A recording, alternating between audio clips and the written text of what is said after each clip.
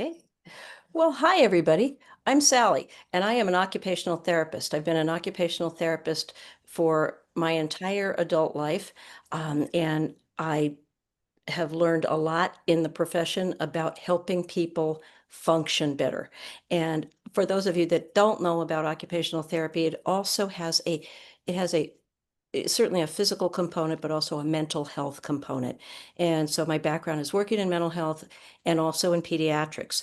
And because I have been affected by adoption, in other words, I've adopted a couple of kiddos who were 5 and 12 at the time.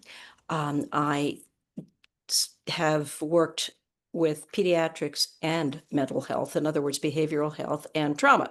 So that's kind of my perspective. And I just want you to know that I think I have nothing but respect for people who are doing the hard things that you all are doing.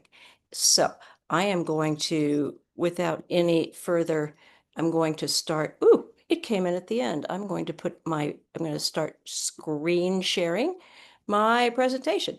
Luann, you can see this, right? I hope. Just making Yes. sure. And we decided tonight's topic would be the adolescent brain. I think it's a great topic. I love talking about brains in general, but I think what the most important thing to talk about is how can we help people who are growing up in your household. So here we go. Please feel free to type almost any kind of question in the chat, and I will do my very best to answer it. First thing I want to say is it's not for the faint of heart. Anyone has a pre-adolescent or an adolescent. And I have nothing but, as I said, for admiration for those of you who are here because you're doing hard things.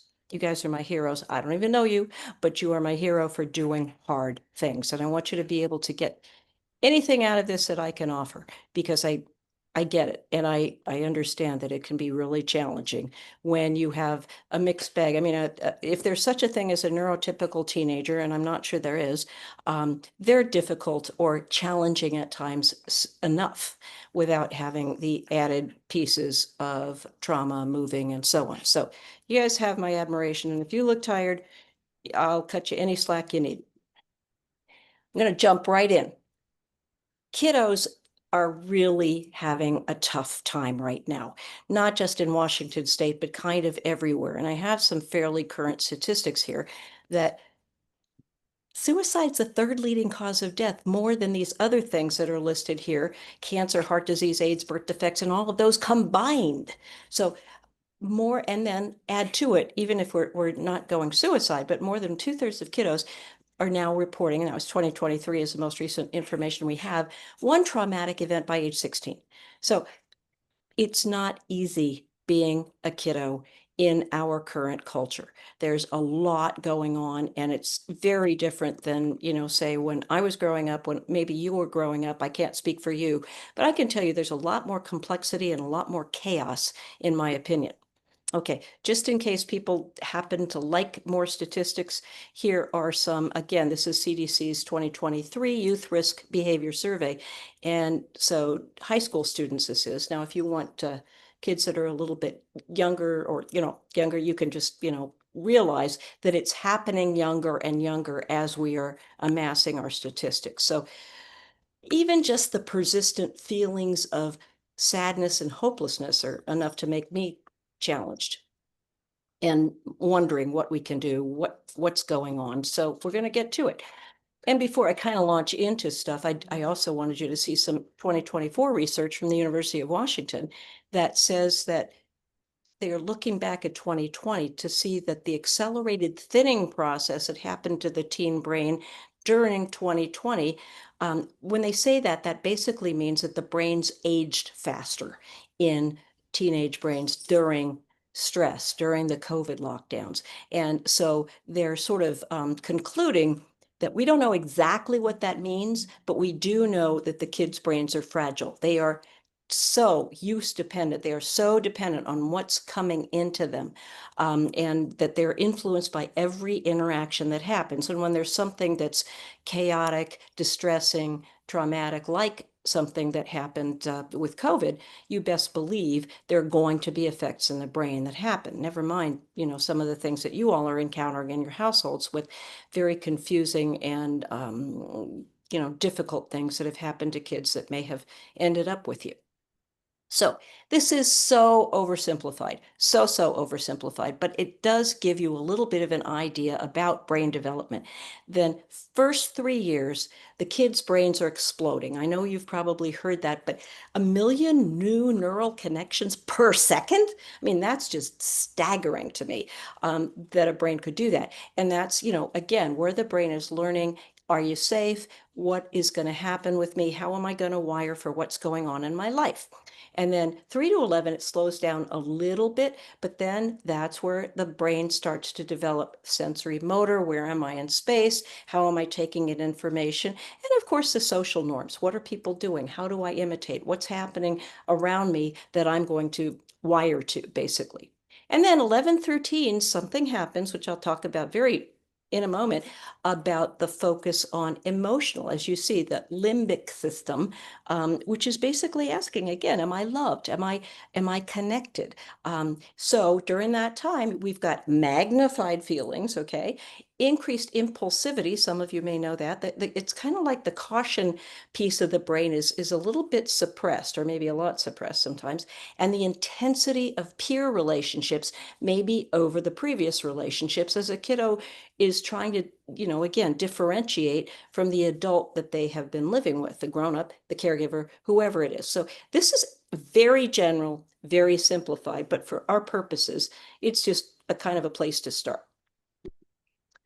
What hasn't developed in the kiddos' brains is the prefrontal lobes, the executive functioning part. Now, it doesn't mean it's offline completely, but it's just maturing, and it's maturing slowly, okay, because they're saying that it doesn't, all the research says it doesn't fully mature until about 25, 26. Well, that's the part that's responsible for impulse control, planning, and so on. I'm not saying kiddos don't have executive functioning before, but they're not having it fully developed. And it's really important when kiddos have this difficulty considering longer term consequences. They may choose short term over long term. They don't think before they act. And they get in little weird grocery carts and, play games like I have the picture there. They do goofy things, okay? And some of that's just fine. Playfulness, I love lightheartedness. I love playfulness as a therapy technique. But when it starts getting into some other things that kiddos are exposed to, then, we have some problems, okay? And some challenges that as grown-ups, we really need to monitor.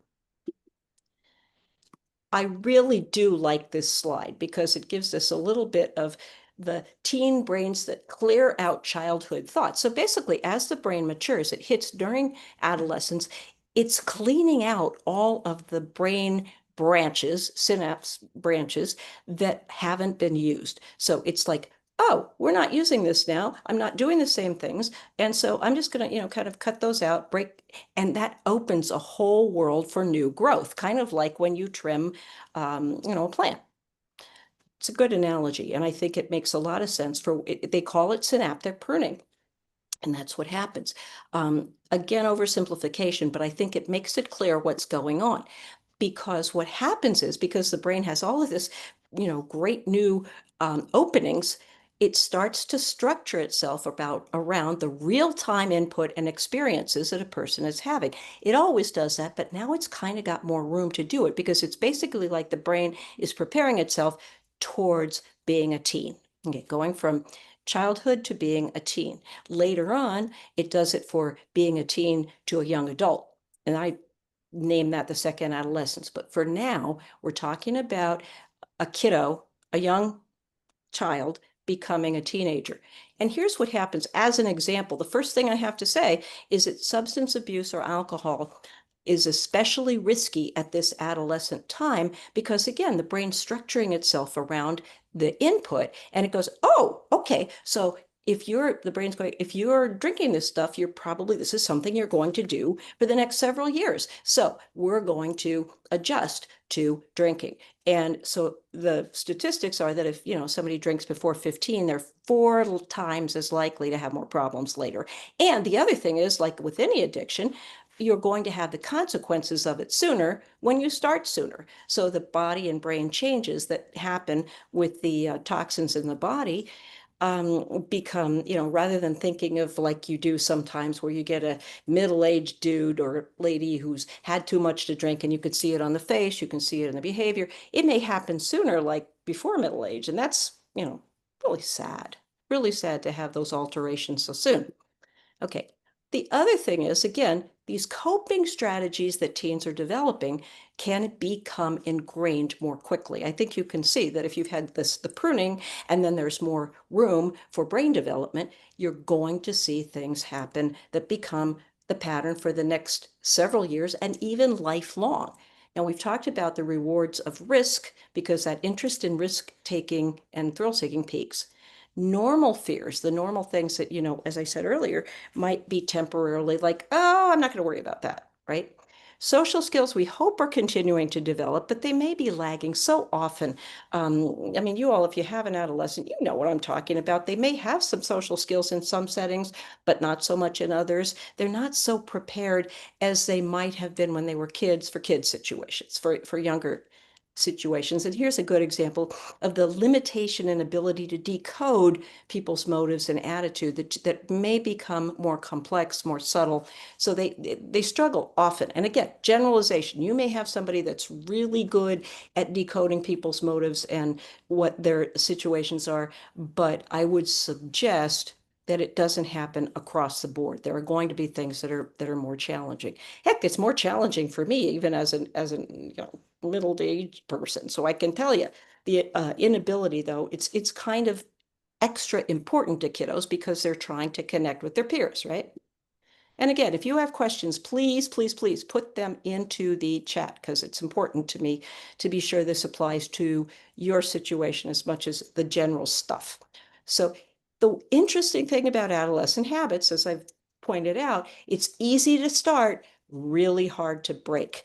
And this can be negative and positive habits. So there's some really areas of hope and positivity here. So the thing that I'm talking about, phone and screen dependence, ooh, you can see how important it would be as an instant connection with your friends, the people you want to be with. And then again, I mentioned the substance abuse, sometimes getting into negative relationships because it's so important to you to connect with a peer that you may put up with things that are not safe for you, unsafe risks, but the positive habits here too. You see that some kiddos in middle school, early high school are developing some hobbies that they stay with for the rest of their lives, some self-awareness, some insight, stress management tools, organizational skills, community service. People who start these things in middle school, it is uncanny to me how I will see some of these things continue. Now, the runner there down on the bottom is my son. And I will tell you personally, this is a bio son, not a adopted person, but the bio son started running, serious running, when he was in middle school. He was fortunate to have a coach who was extraordinary and from another country who came and coached him along, and it was at his school and helped him so positively that he kind of continued through high school, dropped it in college, dropped it in early marriage, but now in middle age, I'm going to the New York Marathon to see him run in early November because he's continued with this hobby. And this was something he didn't do for a number of years when he's having children early on and so on, but he's back to it. I believe I've seen other people do that where they pick up even things like knitting or crafting or certain things like that, or the community service. I love when schools have community service programs for kids for multiple reasons because you can learn so much in those settings. There are other mentors, there are people who show you that, and it may be also a lead into a career. I mean, one of the things myself 100 years ago. I started volunteering at a hospital because I had a friend who was doing it, the social thing, and I ended up loving hospitals, and I ended up spending 14 years in two mental health units, working as a therapist and teaching coping skills. So there you go. The stuff that you start early, I think, has that wiring, and those are anecdotes, but they do say that those things also wire in. So the positive wires in, the challenging wires in. And that's why it's so important to be, in your best game if you can as a parent. You can also be human. You can have do-overs. Believe me, I have them all the time. But you understand what I'm saying. Maybe the most important thing I can talk about for any kiddo, any age, any of us, is the truth, is a concept that was introduced by Robin Goebel, who's cited here. And if you can get on her robingoebel.com site, she has so many cool infographics, articles. She's written a book constantly talking about working with kiddos who need to feel safe, which is what I think all of our kids are. And the felt safety is not only based on what's happening in the moment, but also memory. And that's why, again, we can't always control what's coming from the back, from previous experience, but we can control the kind of present moment here. So 4 times a second, according to her research, can you believe this? 4 times a second, your brain, which its job is to keep the body safe, right, is checking for safety. Safety, safety, safety, 4 times a second. So first it checks inside the body, okay? Not out there, but first it checks your inside to say, how's your heartbeat? How's your, or do we need more white blood cells for that little cut? Or do I need to go to the bathroom? Am I hungry? Whatever it is, first it's checking the inside environment. And if that feels safe and okay, then it's going to check the outside environment. And when I think of the outside environment, I think about when I'm giving trainings for teachers, the classroom.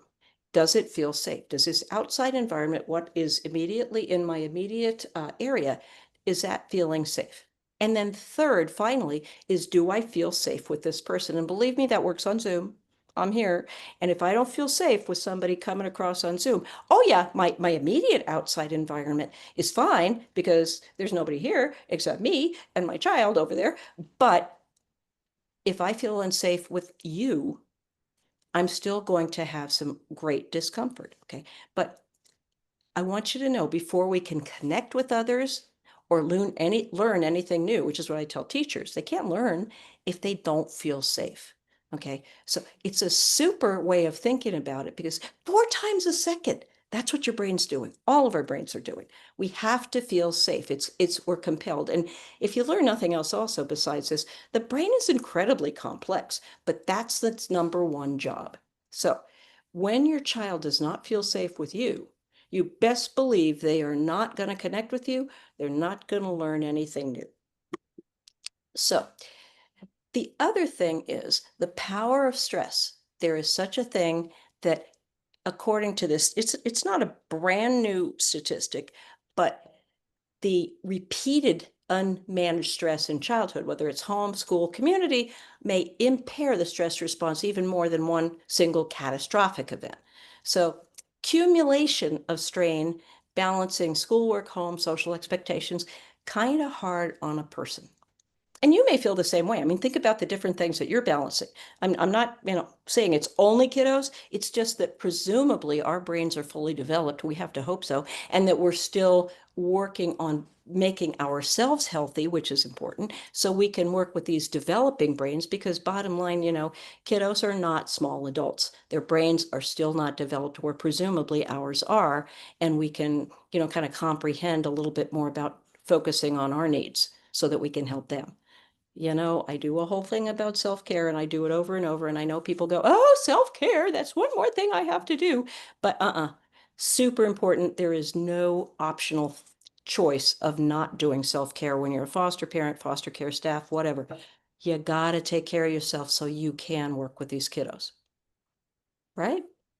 I hope you know that, because it's true. So we're going to talk about, I'm going to take each of these apart. But why is there so much more going on with kiddos than maybe was in the past? The internet has a lot to do with that. All of us would agree that our lives are very different. I can remember before the internet took hold on everything. I mean, I was back in back in school, but social media, screen influence, all of that is big. I mean, that causes a lot of for anybody who has FOMO, it causes anxiety because you're afraid of missing out. And heaven knows, most kids like to know what all their friends are doing, and social media, getting on with friends is a big, big deal. Okay, sleep deprivation.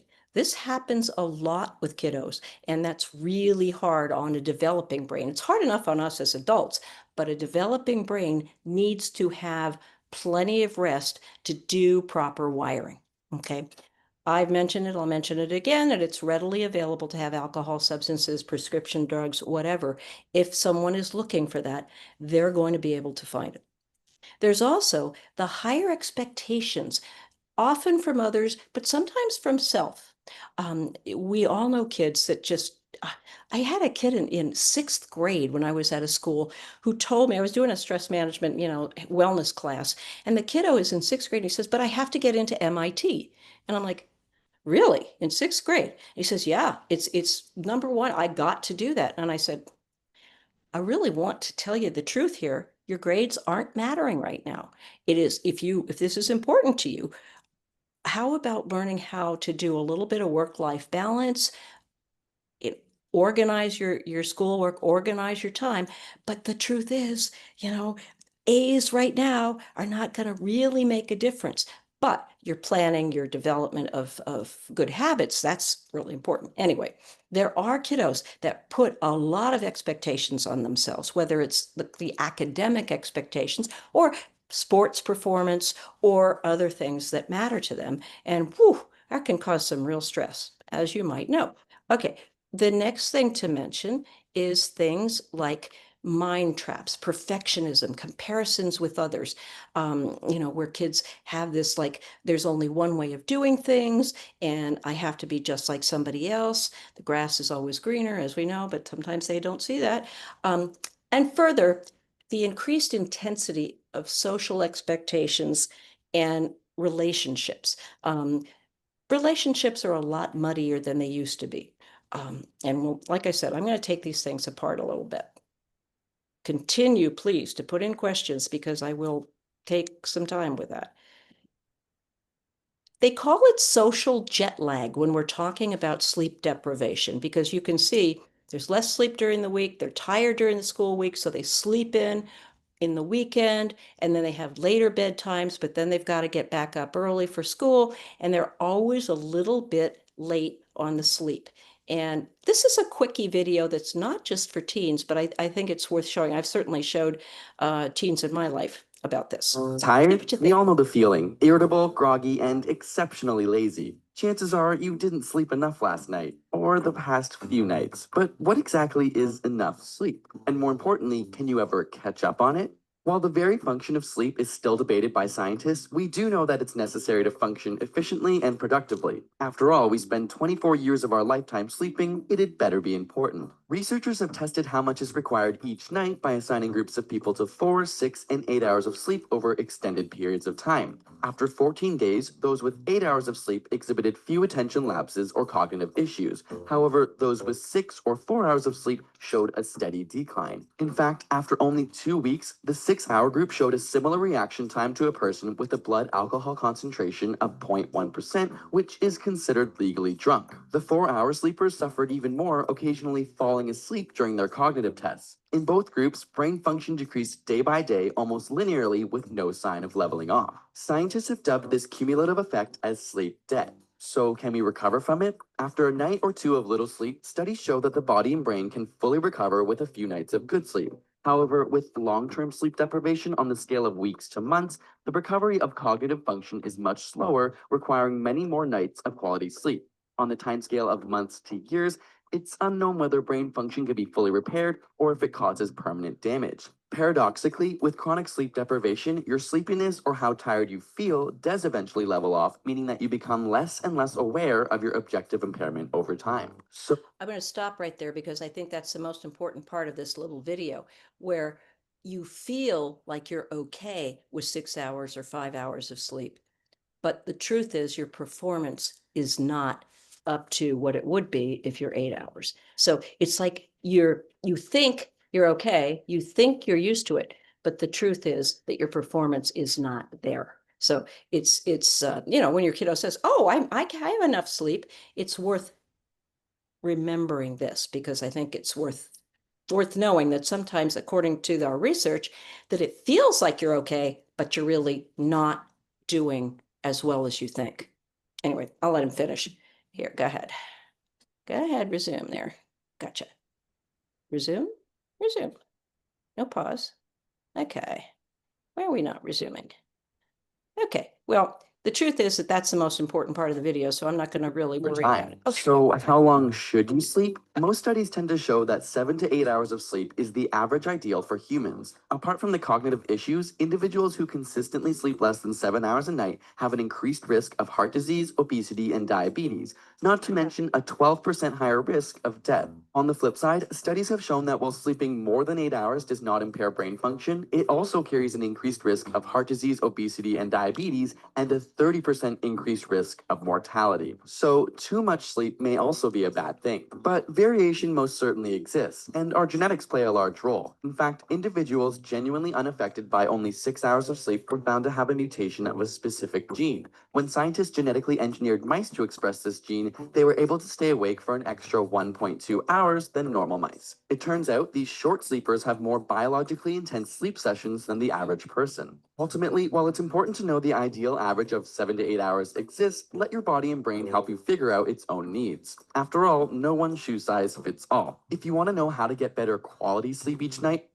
Okay, you've got the point. And that's for adults. So you can imagine that absolutely your teen needs a minimum of 7 or 8 hours, probably more like 8 to 10.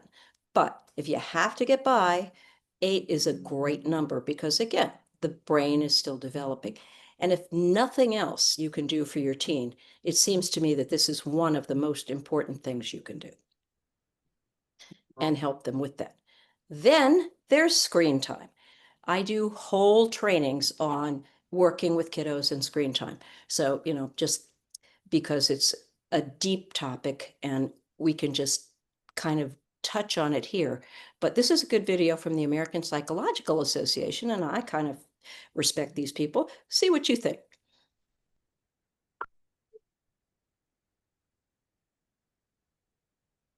Social media to a kid between age 10 and age 25 is kind of hard to resist, at least in part for biological reasons. Hi, I'm Dr. Mitch Prinstein, APA's Chief Science Officer. You've probably been hearing a lot about the effects of social media on teen brains. Let me explain what you need to know in 2 minutes. The body changes when kids go through puberty, and kids' brains change too. In fact, child brains start becoming adult brains about a year or two before we see signs of puberty in the rest of the body. And the brain changes one region at a time. If your kid rolls their eyes at you starting when they're about 10 or 11, that's a sign their brain is changing to make them care a lot more about peers. Social media seems to activate that same region of the brain because it not only gives kids access to their peers, but also to actual numbers that tell them how much their peers like them or like what they posted. For many kids, this becomes hard to resist because the part of the brain that helps us have self-control and stop us from following impulses is the last one to develop. In fact, it doesn't completely develop until age 25. So social media to a kid between age 10 and age 25 is kind of hard to resist, at least in part for these biological reasons. Is that a problem? Well, we know 2 things so far from psychological science. Number 1, after infancy, this is the most important time for brain development and reorganization, and sleep is extremely important for that to happen the right way. We now know that staying up late to use social media and getting less than 8 to 9 hours of recommended sleep changes how the brain grows. It ends smaller and not working quite as well as it should.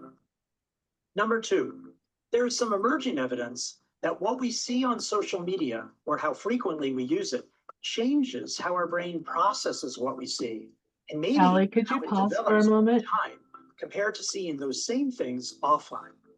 This is a work in progress, but it's good for you to know social media was built for adult brains. And kids may have a very different experience when they use it in ways we're still beginning to understand. I hope this helps. For more information, please go to apa.org. Sally, Yes. it's people are saying that your screen paused. Was there a Oh. video that they were supposed to be watching with that or just listening? Yes, there's a video. I was thinking that y'all were watching. Ooh. Oh, sheesh. That's okay. I tried interrupting a couple of times, but I thought I heard you, but I wasn't sure. Now I'm playing it again. Can you hear it or no? Social media to a kid yes. between But your age screen didn't and advance. 25 is kind of hard to You have it resist, now? at least in part. Your Then- screen did not biological advance. reasons. Say Hi, that again? Your screen did not advance. Wow. Okay, let me try going back. Okay, there was no problem with this video? We The- heard everything. We just did not see a video. Your screen is still stuck on the sleep one. Okay. Maybe you have to close that one out. Now I'm going to advance. Do you see teen brains are vulnerable to social media? No, I think the other one is still up, your sleeping one. Oh, you know what? I wonder if, well, how about the next slide? Do you see this? Do you No, see overview? I wonder if I made the error of going back here and okay, if you all will be patient with me, I'm going to stop sharing, or I'm going to wait a minute. Here we go. This is what I'm going to do. I'm going to share. Somehow it stopped sharing. I'm going to share options. Thank you again for I'm going to share sound and I'm going to press. Okay. One more minute here. I'm going to see if I can share the option that I have clicked on. Okay. Now, you see the sleep one now, right? yes, Now, do you see something else? no. Lord have mercy. Well, I can't speak to why, and I'm a terrible techie person. Do you see the overview slide? No. Okay. Somehow it is decided to stick on this slide, and I really don't understand why. I think it's probably because you stopped midway in the sleep. That could be. So if you shut that out, there you go. Now okay, try it. okay, let me say try resume, and let me see if that will work. Did that There work? you go. Yep. All right. I am so sorry. My apologies.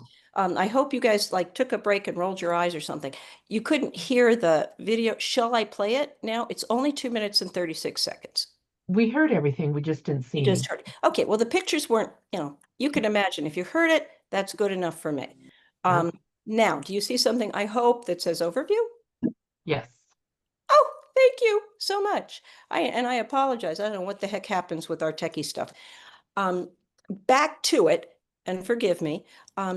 One of the other things that's happened, this is an opinion article from the Wall Street Journal that I read earlier this year, that we don't need to go wobbly on screen use, whether we're talking phones, whether we're talking, iPads, whatever, because the participation in youth activities has sharply declined as the digital world has grown. And kids don't get the structured challenges, triumphs that come from being in a team, earning a badge, contributing to a group, doing community service, all of those kind of things that I talked about a little bit before, as far as what can really wire kids for positive activities. And here we go. This is maybe, I don't want to sound scolding, but we do have a responsibility to guide that engagement with technology, because not sledgehammer solutions, no internet, no nothing, whatever. But we want to be able to help them with their development by having some kind of what I guess I would call a nuanced response to our technology, understanding what's going to help and how it's going to balance out. And it means that we want to take decisive steps that make a priority of good development, good teen development over depending on digital input. This is very difficult, okay? I get it, but it's also as important as it is difficult. So I think it's, again, knowing what we know about the teen brain is going to wire around whatever's going on.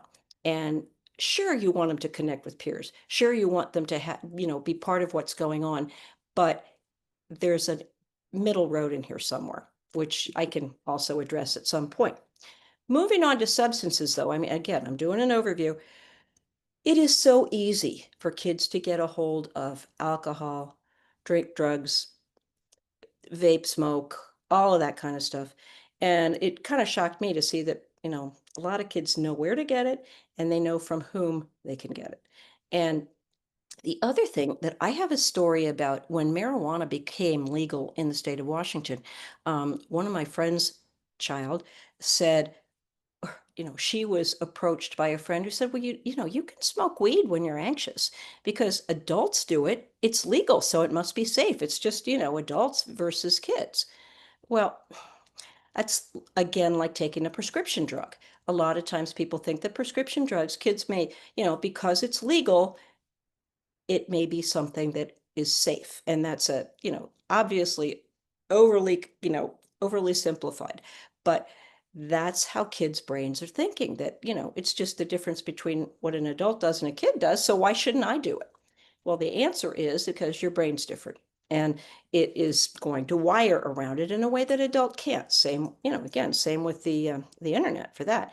And again, at the store or pharmacies, kids do learn and can pharmacies are getting wiser, but they can still learn how to mix certain things to get a high. If they're determined to do it, there's often a way to do it. And it's not that hard for kiddos that are looking for it. The other thing is strong feelings. Kiddos have these emphatic pressures and feelings and strong things that come to them. And so as a consequence, they may get overwhelmed. This is a reference to a book called Never Enough with the achievement culture and how kids have that kid, who wants to go to MIT when he's in 6th grade. You may have somebody like that, not just in the academics, but teens may procrastinate, they may resist difficult situations. So many of the kiddos in foster care and adopt, if I can make a generalization, have had brain differences because of trauma, brain differences because of, biological wiring, prenatal exposure, all of those things. And they may become avoidant because it's too hard. And maybe they haven't had the help that they need at school. And they may get overwhelmed or disorganized. They may get angry because they're being defensive because they don't feel good about how things are going at school. And just a extra note, and this is true for anything, anytime, that if a kiddo changes patterns that have been typical. So in other words, if they've been going along and kind of being okay at school and things are fine, and then suddenly they get to a point where they procrastinate, where they resist, that's a good time to make a special note of what's going on. The intensity of social expectations and relationships right now, or at least more than perhaps it used to be, is really kind of frightening. Kiddos are in this kind of complex social landscape because of media. There's a lot of internet stereotypes. All you have to do is look at TV. And if you see even regular network TV, as far as I can tell, they show pictures of people who meet each other and end up in bed. Okay. Kids think that what's out there is reality, even if their family doesn't reflect it. It's like, oh, well, my family, they don't do things like that, but I see it on TV, I see it in media, and there are these things that can happen. I mean, depression is associated, especially for girls, is associated with, kind of early sexual activity, meaning in the teens, and so much anxiety, body image issues, all of these kind of things. It can happen to both to anybody of any gender, but you do read a lot about teen depression, low self-esteem because of how people fit in the social landscape. And again, it's so much easier to, kind of have these superficial hookups, and it's, not considered a taboo, maybe the way that it was, certainly when I was growing up and maybe when you were growing up. It's just easy to do the superficial thing. I think it happened when I was younger. It just wasn't something that you could kind of shrug off and think you're fine. And a lot of times you're just not fine. So here we go. You know what? This might be a good time to just stop a minute and say, let's go with questions before I start going into, what parents can do about all of these different things that I just mentioned, because that's a lot. I've talked about a lot of things that are coming across for our kids. So, Luann, you think we could maybe do questions for a minute? Jan with it. Thank you, Luann. Thanks for being on top of this stuff. So the spoiler alert, if you don't, have time to stay, the big bottom lines here, although there's several pieces here that we can cover, is the optimal formula working with kids that I learned in my attachment classes is high structure and high nurture. Nobody gets it right all the time. And if you do, I won't like you because nobody does.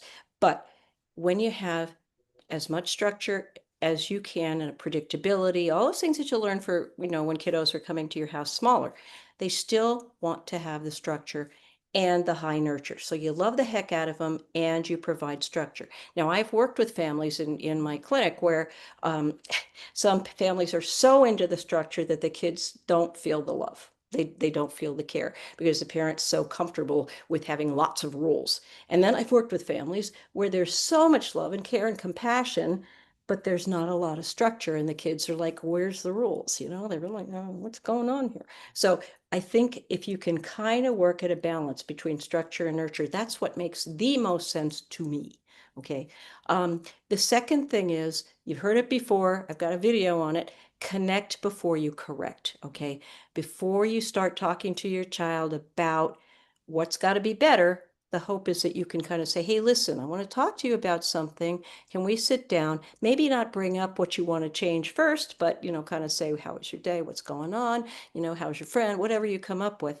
And then the other thing is, part of the reason that we know that our foster kiddos are younger, as a rule, they're 2 years younger than stated age, than appearing age. In some ways they may seem older, but generally they tend to be a little bit developmentally and emotionally younger. We all regress under stress. And that's not just kids, that's us too. So when we are under stress, guys, we're not going to be as mature as we would like to be or as organized. So these are 3 things that I just, want you to start thinking about, and I'll talk about them all. But those little, if you can remember, I like the things that you can, kind of keep in your head. And it is all about us. These parental relationships, they do wire into your kiddos. And I can give you some examples later on for even myself. But so much brain development is happening. It's particularly vulnerable to the impact of your behavior. No guilt here, positive, because parents, high levels of positive emotions and positive parenting, warm, involved, interested, are associated with more adaptive, as it says in the bottom here, social emotional outcomes and less psychological symptoms. So if you can, you're not going to necessarily make all the difference, but you can do the best you can.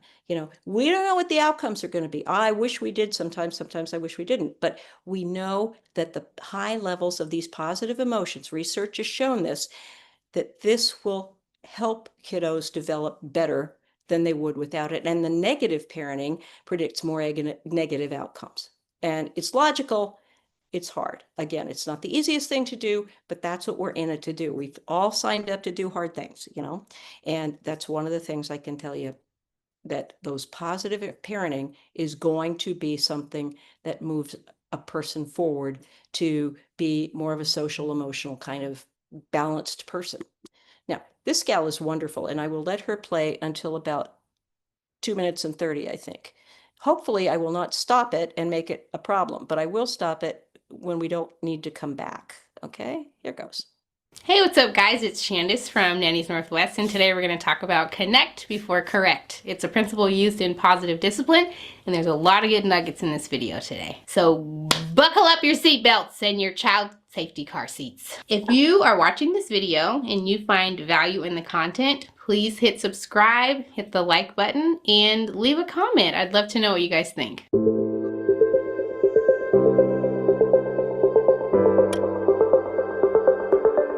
The basic idea behind connect before correct is that you engage in meaningful activities with the children before you need to correct their behavior. This approach to discipline is not fluffy. It's not about passively parenting. It's about being intentional about how you parent. So here's what I'll say. If you intend to correct undesired behavior, research shows that they are more likely to listen to you when you have a connection with them. I like to think of it this way. There's two pieces to it. It's love and it's truth. It's not all just love and fluffy. I'm never going to correct you. I'm going to let you do what you want to do. And it's not all truth. I'm only correcting you, but I never connect with you and I never show that I love you. It's both and. I love you and I will not allow you to hit me in the face. Like, it's just not going to happen. Those types of behaviors need to be corrected. So just imagine for a second that the only interaction you had with another person is when they were trying to correct you. How would you feel about that person? It's very similar with children. If you as an adult don't only want a relationship where someone's telling you what to do and giving you instruction, children don't like that either. Children have deep emotions, deep feelings, just as we do. So how do you connect with these kids? The number one thing, in my opinion, that you can do is actively listen to them. When they are talking to you, make eye contact with them. This is actually a good life skill tip. It's not just for kids. Actively listen to them. Put your phone down, sit down whatever you're doing, and look them in the eyes when they're talking. Listen to what they're saying and respond. Engage with them. Granted, if you're in the middle of something, tell them just a minute, I'm washing the dishes or I'm working right now. We'll talk about this a little bit later. The goal of actively listening to them is to engage with them and to build connection with them. And if you're like me, your name probably gets called 500 times a day. You may not be able to actively listen every single time, but make a point to do a better job of listening to them when they have something that they really, really want to tell you. Really want to tell you. Another way to Stop her. If you're interested in hearing more about this, she is on YouTube and easy to find if you just look at parents, how to connect with kids before you correct, as you can see. The active listening, though, may be the most important thing. I think it's the most important thing that she has to share, because people know when you're tuned out. I mean, you know when people are tuned out and when they're really listening to you. And I think it gives your kiddos kind of a sense of respect and a sense of connection. But that can explain to you, again, the scolding thing about, you're only correcting someone. I had at the clinic, the pediatric clinic that I used to run, I consult over there. And one of the things that the therapists were talking about is one of the parents who only time she talks with her kiddo is when she's always in teaching mode. She's always in well, this is what you do and this is how you do it. And this is, always. She never really lets down, listens, has fun, lets him reply. There's some real pathology in a parent who always is in teaching mode. Well, always anything, but always in teaching mode is over in the high structure place. You have to also listen. They're people. They're young people. They need boundaries, guidelines, and so on. But people need to be listened to, and then you will have more connection, which is really how you get things to happen in your household, is when they feel that they want to be with you, they want to please you, they want to feel respected so that they can kind of respect you back. Hey. So it's increasingly viewed as a time for parents to stay tuned in and emotionally connected. I know sometimes it seems like the kiddos are pushing you away. I understand that. But the truth is, I found out because my son has grown up, my bio son has grown up. I'm watching him with his kids and he's doing a lot of the same. I'm hearing my own words kind of come back to me. And it's like, oh, you heard that. I didn't know he was really listening, but sure enough, he was. And he's surprising. It does shock you because you think it's going right over their heads. It isn't. What you're saying is definitely getting in there. And especially if it's done in a way that remember the felt safety thing? If they feel safe, they can listen a whole lot better than if they're on edge because they think you're going to criticize them or punish them or whatever. So if you can, there's several things that help. And these are just, a few things thrown out. I'm sure many of you already do this, but what you're trying to do is teach kiddos how to manage distress, how to regulate themselves, how to help them when their energy and emotions are kind of coming out there, because they're going to happen with adolescence, so the emotions, the energy, all of that. So if they learn to exercise regularly, if they learn how to meditate or do mindfulness, any of those kind of things, if you can do it with them, get a YouTube video and watch what mindfulness, or watch any kind of new exercise program, inside, outside, whatever. Clearly, when you ask and you want to listen to them, ask the open-ended questions, show some interest. I mean, it's even if they don't seem to want to, the fact that you're trying, I do believe, I know I'm Pollyanna, but I do believe that when you shoot from the heart, kids know what they know when your intentions are pure and caring. They do. They may not accept it. They may have the wall in front of them, but I do believe some of it gets through. And when they do have a concern that you may disagree with, if you can do that connect thing and say, oh, I didn't know that you could see it like that. I don't, I hear your viewpoint. Um, I can see why you would want to be connecting with your friends all day and even at nighttime. But I'm thinking that it's probably over the top, and this kind of interaction isn't always safe or good for you. So let's pick the times that you can do these things, and let's talk about it. But at least you can kind of validate that, yes, I see why this works for you, but it's not healthy. Okay. And again, to set up some regular times as much as you can. I know some of you have lots of kiddos in the home, but if you can have a little bit of individual time, a walk, car time, when kids talk and they don't have to make eye contact. So it's a little, sometimes you hear things that maybe you wouldn't at other times. You all know what I'm talking about. These aren't, brand new. And anything, just to remind you that these things really matter. You're really wiring, really, literally observable changes happen in the brain when the kids are with you. Always look too for the reasons beneath the behavior. If it's something where they're, kind of aggressive, angry, whatever, what's going on? Is it because of lack of sleep? Is it because of some kind of, shame or embarrassment, whatever? Shame is like the worst thing. I understand sometimes, you run a red light and you feel, like, ooh, guilt, but shame, bad stuff when a person feels like they as a person are bad. So that's something we really have to work on, making them feel that they are a worthy human being, right? But that uncertainty, that lack of felt safety, if you can see what's under that, the tip of the iceberg, usually fear has something to do with it. Even if it's, afraid a peer is going to dislike them, all of that kind of stuff. Wondering, always good to know. And as a therapist, I always look for the physical stuff. I always look for the body. Is there something going on there? Because again, you remember that felt safety. The first thing that you're asking is, am I okay inside? Is my interoception working? And so I tend to go there. I think fatigue has a lot to do with it. I think anxiety, stress, and there's fear under a lot of that. So the first thing I do is I kind of look for what's beneath the immediate behavior that may be negative. Second thing, this is for us too. And I'm very proud of my little minions there, I want you to know. But these are mental health interventions, nutrient-dense food, safe relationship. They are far underestimated.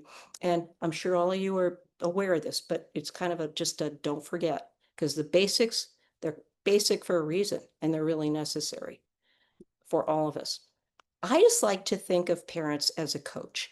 I like to think of it as the good coach, not the angry coach, the coach. If anybody followed football in the previous years, Pete Carroll kind of coach, the person who can, kind of go, I have your back. I'm going to encourage you. I'm going to support you. I'm going to be predictable, consistent, and stable. Not a lot of chaos. That's that high structure. And again, mental health center quote here that teens with parents who talk to them, just talk to them, be around, be present. You don't even have to even so much as the talk as just the presence and the connection, protection too, because kids need, again, that safety comes in over and over and over again. I have your back. Yeah, you may make a mistake. You may find that there's consequences for the mistake, but I'm looking out for you, and I want you to know that I'm looking out for you, even if you don't quite get it. I want you to know I have your back, and that's why I'm doing the things I'm doing, not because I'm mean and harsh and all those things. You may think that sometimes, but the truth is I've got your back and I'm looking out for you. The other thing is, this is really a tough one. but it's so important. It's called the movie camera technique. And what you want to be doing is pretending when stuff comes in and you have negative predictions. You're human, right? And a lot of us have, predictions in our brain of what we're going to expect.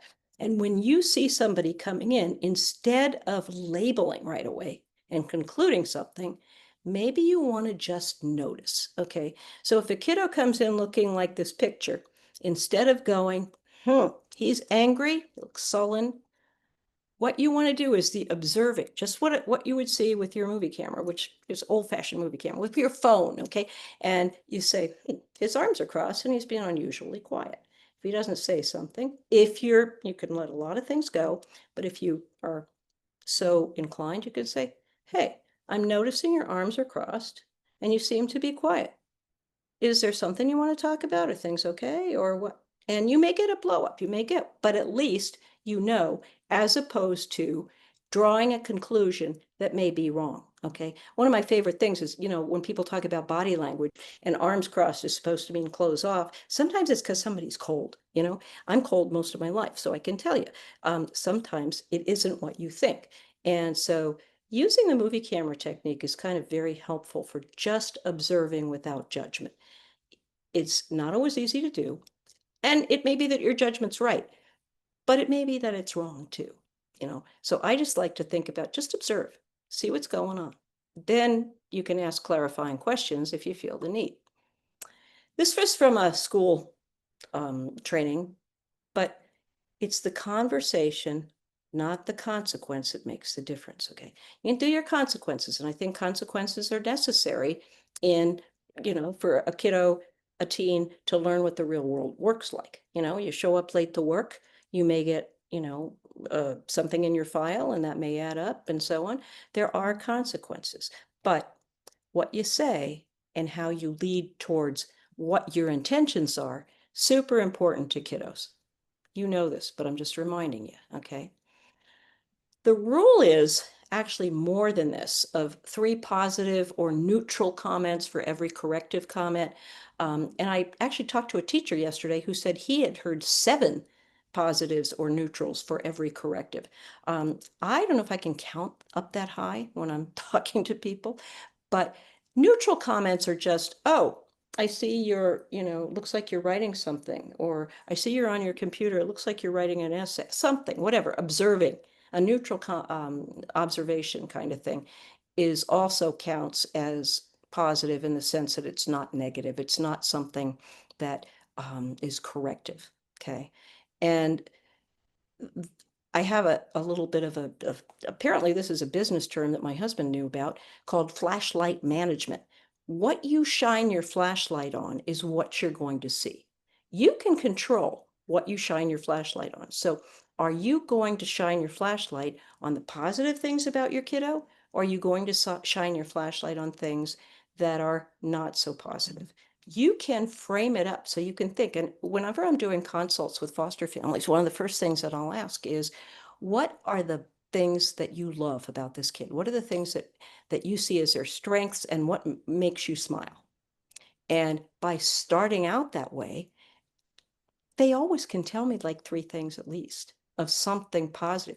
That's what you kind of hope to keep front of mind. There's problems, there's other things happening, but flashlight means you're shining the flashlight on the most delightful, positive aspects of the kiddos, and the other stuff goes back in the shadows. It's there, but you don't have to focus on it. And the quote I have here, the way you talk to children becomes their inner voice. I want you to think for a second. And think about any comment that you ever heard from your parents and what stuck in your head. Because I can share mine. Just think about anything you remember from childhood, good, bad, or indifferent. I had reasonably good parents, but my mom would lose it and say things that perhaps she didn't mean. She never took it back or anything like that. But one of the things that she said was, if there's a right way or a wrong way, you'll always choose the wrong way. May I just tell you, that has been part of my inner voice. Now, I'm a therapist. I've got cleaned up my own act here, but that still has lingered into adulthood. This is garbage. No one should hear that kind of comment. But, I hope that's the worst thing I ever heard. She didn't curse at me or do anything like that. And I'm sure some of you have had those kind of experiences. But that stuff does become your inner voice. And you do wire around that stuff. So I do ask you to please watch what you say and how you say it, because it does. What they say about how you talk to them becomes their inner voice. I can attest to the fact there's a lot of truth to that statement. But think about the flashlight thing too. What do you keep in the front of your mind about your kiddo? Because it really helps when you see the positive, and then you start seeing more of it as you start to, use that technique. Other things are, and you've heard these before, I'm sure, but behavior is not the person. The behavior is what the person does. It's not the person who, it isn't what the person is or who they are. And I also strongly think that it's more important to continue a relationship than being right all the time. I mean, I remember having a parent come in and talk to me and say, it just makes me crazy. I say the sky is blue and she says the sky is green. I say the dresser's on the left, she says it's on the right. And I'm like, yeah, that's kind of what happens. So you're gonna, is it worth arguing about those things? Because I'm thinking it might be good to just let some of those things go, because it's not that important. And you want to keep that relationship. So it's the pick your battles thing again. Showing interest in their activities and friends, even if they don't seem to want you to, even if you're just, watching, not in a nosy way, but just saying, no, I'm really interested in how you guys think and what you do. And when it comes with sincerity, I still think they can tell when it's for real and when you're just pretending, okay? Texts, jokes, notes back and forth. I've had that with all of my kiddos. Little sticky note things from here to there. It seems to just be little connectors. It's all built on little things and fun. I mean, again, that mom that I was talking to you about who just was on teaching mode all the time. And I said to the treating therapist, did they ever do anything fun together? She said, don't think so. Don't think so. Because I literally, in my, therapy gym, and the therapy gym that we had, I would actually have parents taking little soft bean bags that happen to be penguins, because I'm a penguin fanatic, and have them throwing at them back and forth as a reciprocal activity. It was a, figure ground, hand coordination activity, but more than anything, it was a connection activity, just doing things back and forth like that and laughing together. It works even with teens. Anything that you can do of a creative nature, sports nature, that you can do with even chores, learning something new on YouTube. During COVID, I think I remember talking to families about get on YouTube and help them learn how to change a tire, help them learn how to do laundry, do it together, but something that you don't know how to do, fix a toilet, whatever it is, do something with them so that you don't have to always look like you're the authority figure, that you're learning along with them. And I wish it were not unaffordable for teens to have a massage once a week. And maybe their parents too, maybe more of the parents. But there's something about, not everybody, there are people who are tactily defensive. I understand there's no one size fits all, but something that helps manage all of the things that are happening in the chaotic world of even a typical teen. It would be so nice to have a little bit of time, not infrequently, to kind of just let down, and you can't do anything else but relax. And that wouldn't be bad for adults either, just saying. The other thing I want to be sure is kids who are afraid and don't feel safe are not going to learn. That's the whole felt safety thing again. I know that there are parents who were raised, as I was, to be behaving because you didn't want to get in trouble. And it is more fragile than the need to do the right thing. You would rather inspire your kiddos to do it out of respect and affection and care. And it's easier said than done, I know.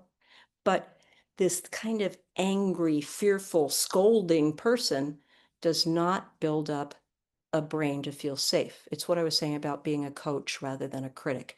You are still coaching, you're still modifying behavior, you're still saying that's unacceptable, there's a consequence, whatever kinds of other ways you say those things. But certainly it's important to remember that if they're just trying to stay out of trouble is not going to be as strong as learning how to behave because they've been coached in such a way as to do that. Okay. And it's that kind of firmness plus compassion. And it's tricky. And it's just like I was saying before about changing your rules with internet and stuff. I have to do do-overs. I do have to come back because sometimes if I'm hangry or something like that and I snap it, I have someone in the second adolescence in my household here, and I'll snap or say something wrong and then I go, oh, let me have a do-over. May I please? That I didn't mean for that to come out the way that it did. What I meant to say was blah, blah, blah.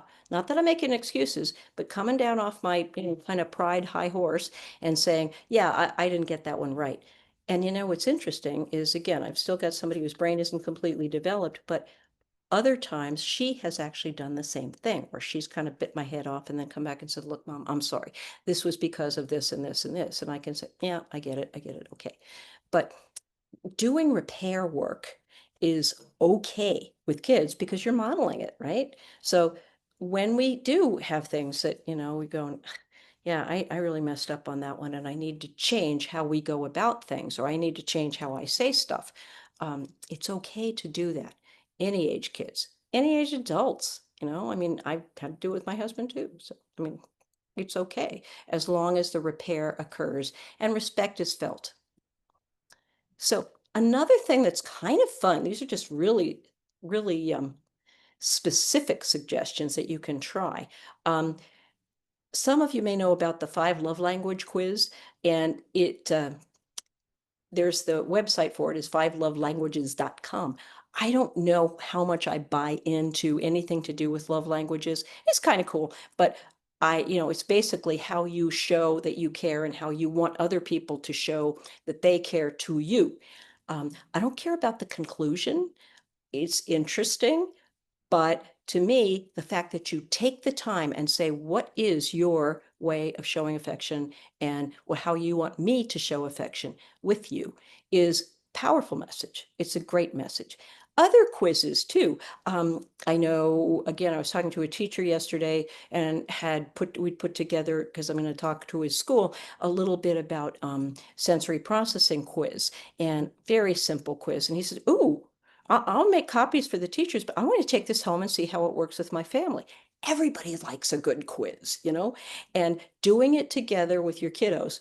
Maybe not everybody, but I think a lot of times it's fun to just say, what do you think about that? There's also games, the game about would you rather. You guys seen that with cards and stuff where you can, would you, usually they're not so much fun things, but would you rather get a ticket for speeding or I don't know what would be a good or have to wash your car every day for a week. I don't know, whatever it is. But there's cards like that kind of bring out conversation. It's interactive, and it's a great substitute for them going off by themselves and connecting with their peers if it's compelling to them. The other thing is rhythm regulates the brain. That is something from Bruce Perry, who wrote the book with Oprah called What Happened to You about trauma. Any kind of dancing, drumming, dance party, drawing, coloring, where you're doing repetitive hand movement like that, slow conscious breathing, if you can. Again, get on YouTube and find a mindfulness video and say, you know what, we're going to do this right now. Everybody in the house, we're going to all do this mindfulness, or we're going to have a dance part, whatever it is. Anything with rhythm tends to lower anxiety states. Pretty cool. It's been around, you think about it, Native Americans, Native everybody has had song and dance and rhythmic activity. So I just think it's worth, again, your time for that. I mentioned about having a sensory assessment together. Here is on here, there's a link if you want to try that, but you can just look up sensory assessment online and you'll get something. Some of them are going to be more useful than others, but to me, again, it isn't so much the information you glean from it as the act of doing it. Okay. And then as a sensory therapist, one of the 3 things that work with most people, and you may know this already if your kiddos had any kind of occupational therapy, but you may not. First thing is deep pressure input. It's why there are beanbag chairs and there are weighted blankets and things like that, that your compression clothing, lap pads, whatever it is. People need grounding, and that proprioceptive is what it is. Input tends to be calming and organizing for the brain. One size doesn't fit all, but that's the occupational therapist's first tool when working with someone in a gym is any kind of pressure input. Okay, so that's number one. The second that I'll use is oral motor input, the movement around the mouth, blowing, sucking, chewing gum, chewing chewy things like carrot sticks. I have carrot sticks every day at lunch, and I have a straw on my coffee cup because it requires me to have oral motor movement. And yeah, I have little cough drops right here that I suck on in case my mouth gets dry, but also because that motion of using the muscles around my mouth tends to be calming and organizing. Okay, they have kids chew gum for SATs, I've been told. Whatever it is, think about those kind of inputs as a way of, again, building some kind of calm in your household. The third one is tactile activity. You know about fidgets, but one of the things that, if you can have certain things that people do with their hands, if you can both get on a video and learn to knit or crochet, those kind of repetitive hand movements, adult coloring books, any of those kind of things are calming and organizing. And, people who have squishies, all of that stuff, there's a reason that those three things are useful. And that's because they have organizing effects in the brain. The sensory system will blow your mind when you learn things about it. It's very cool.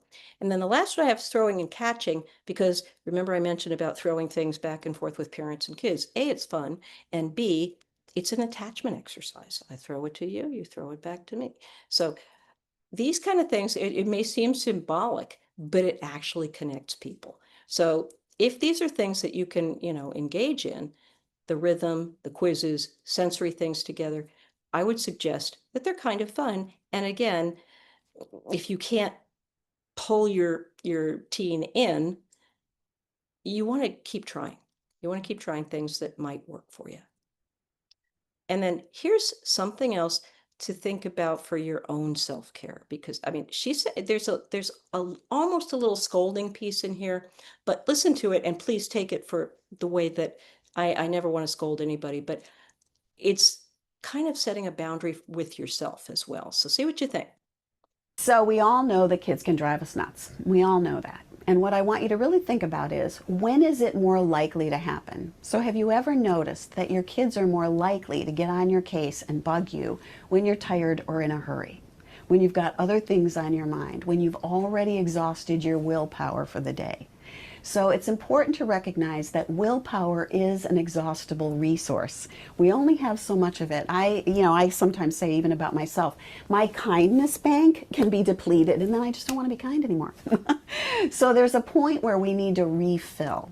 And if we're on each other's case about that, instead of recognizing, perhaps this is more about me than you right now, perhaps I'm not in the best place to manage all that's coming at me, we will stop blaming other people for upsetting us. If I'm feeling upset, then I'm going to take responsibility for that. Just take a moment, think about what's going on in me that makes this feel so much harder than it did just hours ago. Perhaps it's because there's so much going on, I can't respond to you with my best self. And it's important that kids know that as adults, we get tanked out. They get tanked out. So when I say to them, I'm not at my highest self right now, I'm going to back up out of this situation so that I can regain my composure, I'll be back. It gives us a chance to stop and reflect. We don't have to stay in the argument. It's kind of like, you get that craziness and you're on the crazy train, and it's like, I'm going to stay on the crazy train and you're going to get the power of this. As soon as you recognize it's not going in a positive direction, stop, change directions, and say, I'll be in charge of me. It's not anybody else's fault that I got crazy. Does that, again, we all want to blame somebody, but back it up, take a deep breath, relax your body, and pay attention to what you can bring to that circumstance rather than what you don't want to bring. Now, I cannot see myself saying to my kiddos, I'm not my best self right now. I'll be the first one to say it. But I can be somebody to say, hey, I want to think about this, or I need a minute. Let's just take a break, something like that. The gist of what she's saying, I think makes a whole lot of sense, because it really does take two to make something escalate. And I don't want to be one who's going to be escalating things. So that's not going to happen for me. I just, back off, say, I need a couple of minutes. It's been a hard day. It's been a long day. I'm not going to say I'm not at my best self or something like that. That doesn't come out of my mouth. But to be able to be honest and say, hey, look, you know what? I'm kind of overloaded right now. Let's visit this in a few minutes, or whatever it is that you say. Back So we all if you can. Now, I always have to cover in anything that I'm doing with anybody, particularly who have kids, is if you notice some things about your teen. You've seen this before, you're going to see it always. Any kind of appearance or hygiene changes, especially when they decline. If the hygiene starts going out the window with somebody who's usually been acceptable with it. Any kind of substance abuse, if you know that's happening, watch out for self-harm behavior. It is surprising how I won't say frequently, but it's not infrequent in my experience that parents may not know when there's self-harm behavior going on, and sometimes it's found out by a teacher, by a doctor, by somebody. The sudden drop in grades if they've been a certain place, noticing feelings of hopelessness, the social withdrawal. Researching methods to harm self was actually contributed to me by my daughter, because she's been around people that have done that. Joking, she also suggested that one about suicide or death. That's not it. It's not, that's something to really have as a ding, ding, ding in your head. And unusually risky behaviors where, they're just like, who cares? I don't care what happens to me kind of thing.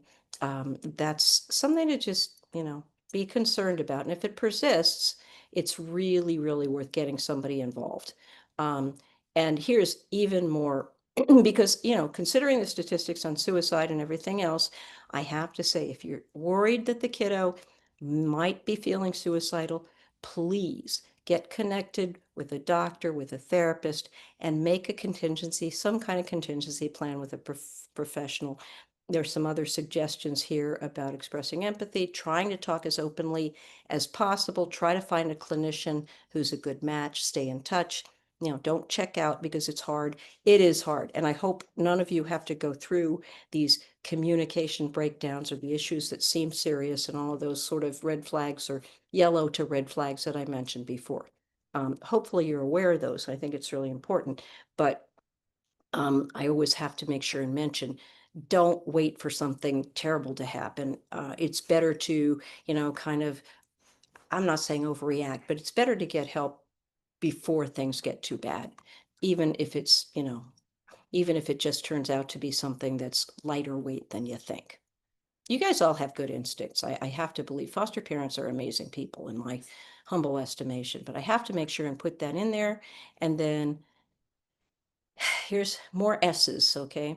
And kiddos do. This is Dan Siegel, who says teens need to be seen. There's that safe word again. I'm going to say it every time.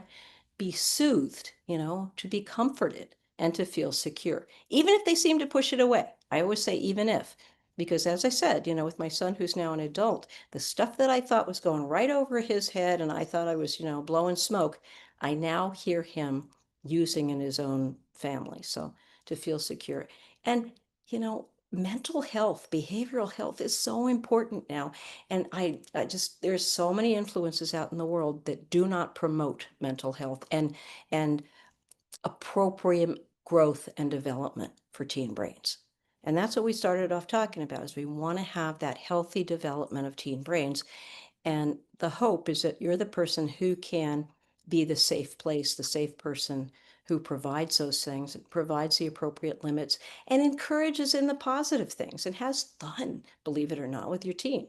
I think teens, they can be really amazing people, and they need you to be able to help them through it, because it's not for the faint of heart, for them or for you. And I believe that that's the end. There's all of my information. I have a website, I have an email, and I will talk to you about the stuff if you don't think of something till tomorrow or next week. I'll always answer my email, and I am more than happy to answer questions for the remaining time and more, if that's what you need.